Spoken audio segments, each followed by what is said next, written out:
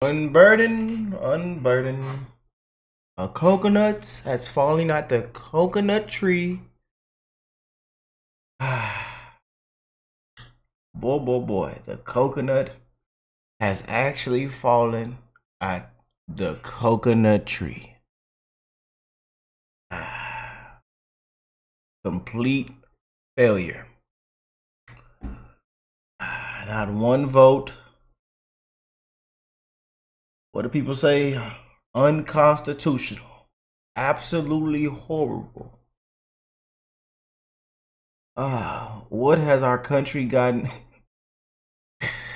Yeah.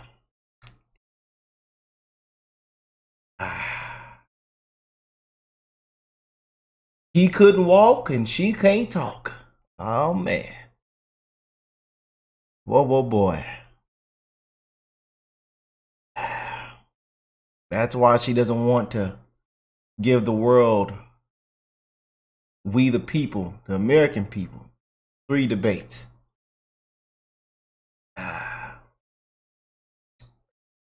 One puppet after another. One puppet after another, huh? They see Joe Biden's strings broke, the machine shut down. They had to rig that machine up and get it back working. Add some new parts to it. Get some new puppet strings. And now they have a copy and paste code in the machine. Boy. And look at all these beautiful patriots calling it out, man. She says everything, we all have to be woke. Everybody in America should be woke. But have you seen what woke has gotten us? If you look at what has taken place these last 3.5, 4 years, if you're not aware. Yeah. That's what woke has gotten us. Everything woke has turned to. But I'm glad to see that people are waking up. Waking up to what's really going on. Not being fooled, manipulated. And you see all this pandering going on. But she's in the corner, avoiding tough questions, avoiding press interviews, dodging debates. I know we see this radical, extreme left ticket. Boy. Like I tell you guys, man, it has to be too big to rig, man. Too big to rig. We can't get complacent. And all we need is Trump to calm down, go moderate, focus on policy. Be the adult in the room. That's all Trump has to do now. He doesn't need to continue to attack anybody, to attack people. Just be the adult in the room. But, you know, they have wiped Trump through the mud. As we've seen, you know, this past year and even before, for a long time now, they have been wiping Trump through the mud. Everybody used to love the man until he came down that elevator. Until he became a Republican. You know, or was a Democrat. Everybody used to love him. Oh, Donald. Oh, sweet Donald. They were stroking his hair. Giving him hugs. Kiss on the cheek. Yeah. They love Donald. Everybody loved Donald. You love Donald. And then once he came down that elevator,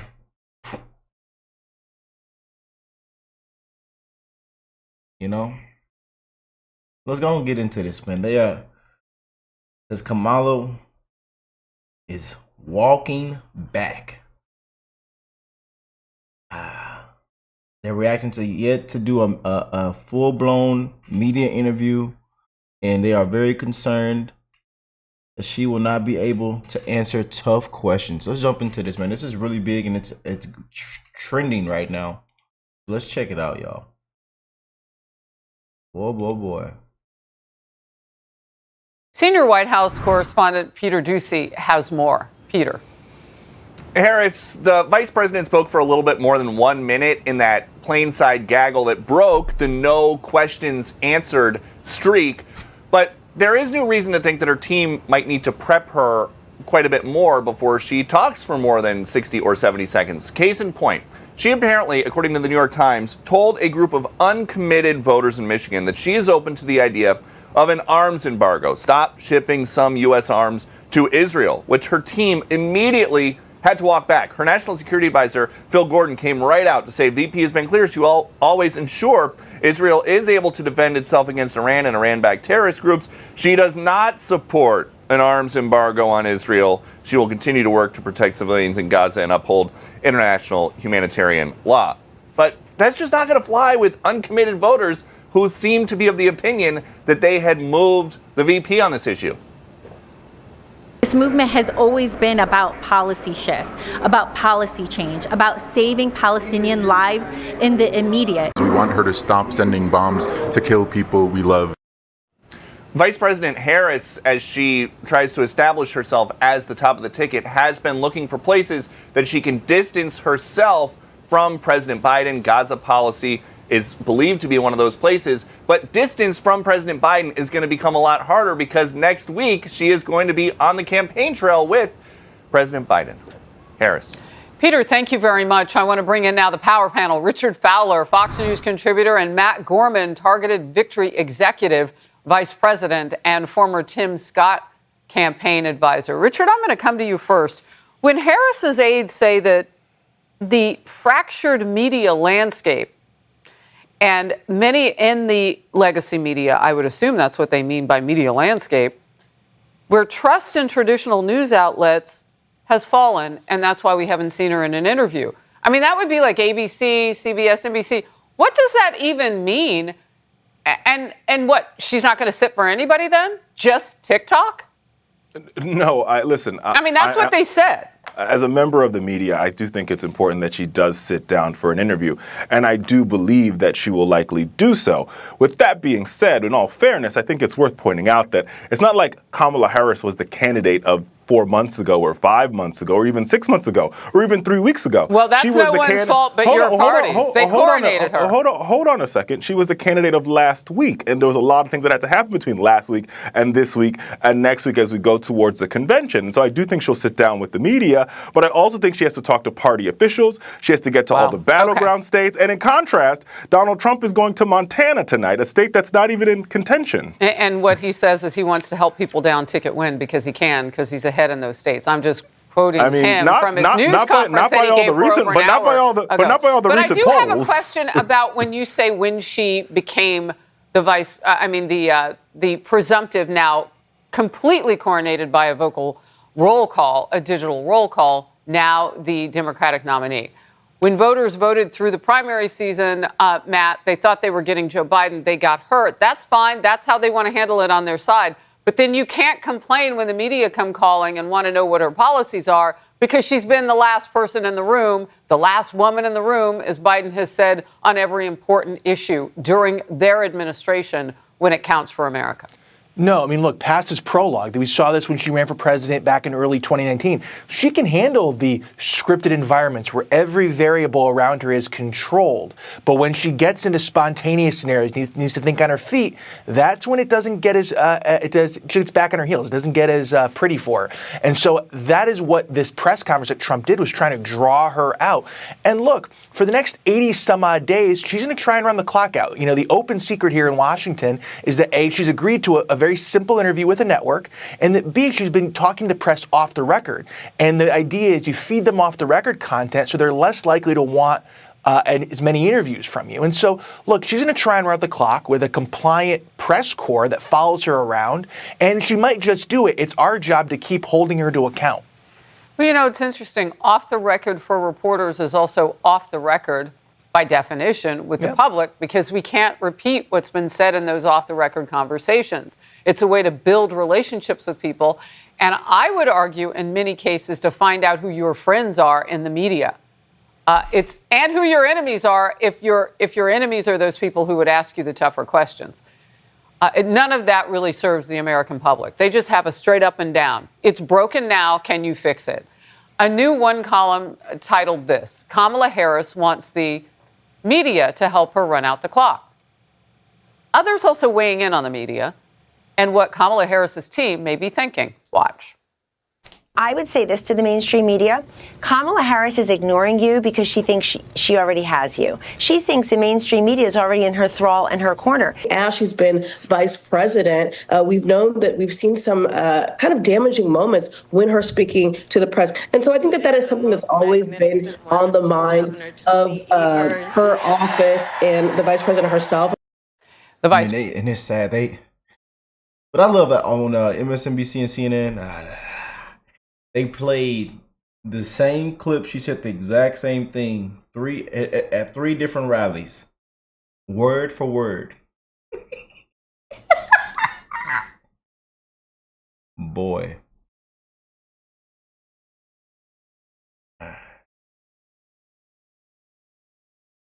And then she just copied Trump's no tax on tips. Oh boy. And people just started leaving the rally early.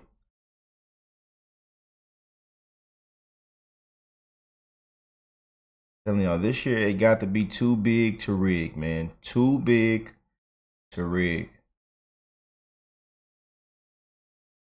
The president has had plenty of viral press moments, as we know, and some of them not good. You haven't been to the border. And I haven't been to Europe. And I don't understand the point that you're making. This is just an extraordinary testament to the importance of having a president who understands the power of diplomacy and understands the strength that rests in understanding the significance of diplomacy. We need you to be. Joe was like, what the? Oh, man. Kamala of the country.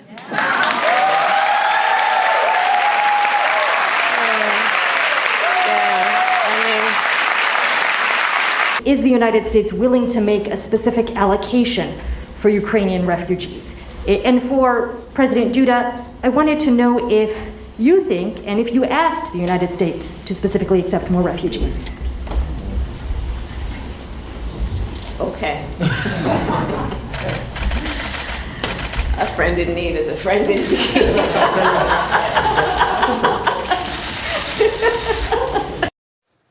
First question was for her. It was quite clear the second was for him. She goes first. Who needs a friend, Richard? Kamala? Look, I think you picked a couple of press blunders every politician has, and there's also some great press moments. I know one in particular when she was in Ghana and she was asked a question about Ghana's policies towards the LGBT community, and she said right away that LGBTQ rights are human rights, and the rights that they have here in the United States should be the same rights they have in Ghana. And she said in front of the Ghanaian president who was passing a law that was making it LGBTQ, right? It seems like that's like the only one she knows. Like, I don't know. It seems like the only one she knows is the women's and the, if it's not about abortion, women, LGBT, you know. Pretty easy stuff to back up, to respond to.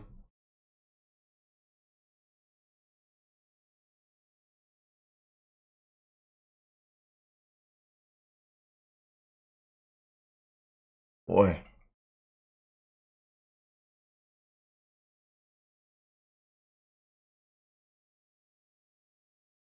I know a lot of y'all are shaking y'all head too, man. What y'all say? You just can't make this up. And people are clapping this on. They're backing it up. They're giving excuses. Sad, man. Again, the culture of no common sense.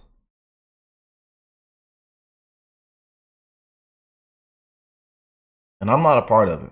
I'm not a part of this culture. This culture they got going on. Don't claim y'all, man. Them.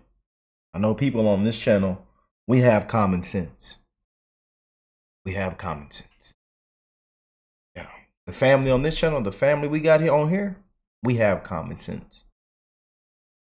illegal to be gay. So I think there are moments out there where you see her stood up and she's been very strong in front of the press. And once again, I think you'll see more moments like that at the debate with ABC. And as this campaign continues, I think right now, like I said, I think she's trying to get her campaign together. She's trying to meet delegates. She's trying to meet the voters. She's trying to get to all the battleground states. But I do think she will do an interview. Ghana is a beautiful country filled with just wonderful people. We need for her to take questions with a different country that ends in A. Yeah, but America. the clip you showed there was from the clip you showed there was in Warsaw. So I'm just pointing out a clip on the foreign stage where the last clip was from Warsaw. I'm telling you, when she was in Ghana, she answered. Okay, but watch the entire thing. And if you'd given some other example besides the one country you did, and maybe one in our own nation, as we did in our montage, sure. I mean, I could also then I could understand the interview pushback. she did but with I Matt don't Carter. right now, and I'm going to move on. She did an interview with Matt Carter. She did an interview with Sherry Shepard. For Kamala Harris to answer real questions is actually getting louder. In the media, the traditional media space that her team says that they don't trust, Wall Street Journal columnist Kimberly Strassel's piece titled "Choose Your Own Kamala" as an excerpt. Who exactly is the woman aspiring to be the world's most powerful person? That's the beauty of the Kamala Harris campaign. Who knows? The Democratic nominee has already become the political equivalent of the Choose Your Own Adventure books. The Journal's editorial board with Kamala Harris puts it this way, mystery commander-in-chief, quote, she is all but telling Americans that they'll have to elect her to find out what she really believes, as she ducks interviews and the media give her a free ride. This is bad enough on domestic issues, but on foreign policy, it could be perilous. Matt, I come to you. So the ducking, Richard has the point that he makes that it hasn't been that long since she's been the nominee, but we've known her for an entire presidency and vice presidency with the most important issues in our lives, like our sovereignty, our nation's sovereignty at the border. I mean, the press had one job, couldn't do it. Failures. Follows her around to every event. It's not like she needs to, 2-week notice to do an interview. She could do an interview. And also, I'll say this too. An interview, singular, is the bare minimum. Because what's going to happen is she's going to give an interview and do, 8 minutes. And then the media will be like, okay, great. We did it. Thank you. There needs to be consistent media interactions here, answering questions. Because as you talk about, she's changed her positions on everything from buying back guns to decriminalizing illegal immigration to fracking. She's not had to address none of it. She has an anonymous aide talk to the press, say she's reversed her positions, and the press leaves it at that. There needs to be many questions about how she came to change her position on a host of issues that she took when she ran for president just 4 years ago. Gentlemen, great debate. I appreciate your time. See you next time. Thank you both. Boy. Like them beautiful patriots say, you just can't make this up.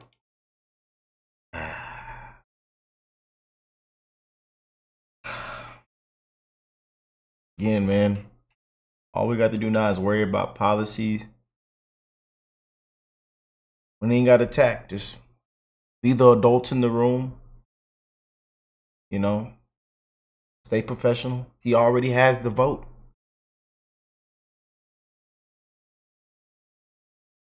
And now you're leaving it up for independents, people in the middle, to make a decision.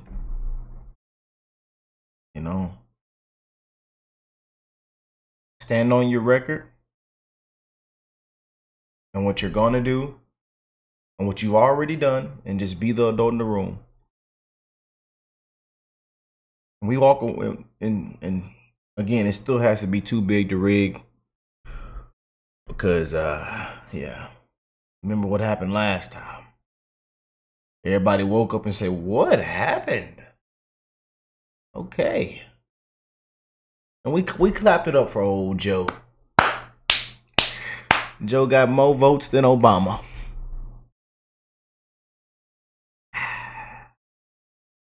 And Joe didn't worked hard these last 4 years. Good job, Joe. Absolute disgrace. Disgrace. But hey, man, I love you guys. I'm wishing the best in all you guys' life. Comment down below what you are. I can see the comments now, man. Y'all do not sugarcoat it, and I love it. Got to get somebody in there that's qualified, man.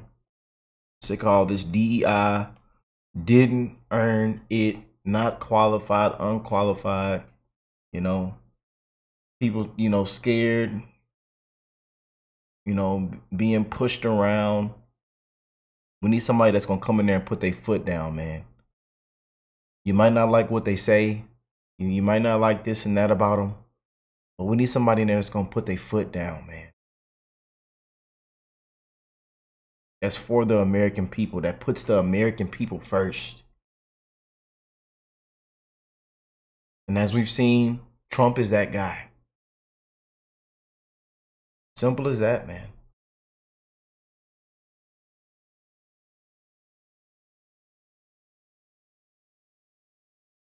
Let me know what y'all think. Comment down below. I'll catch you beautiful people in the next one, man. Peace and love, y'all.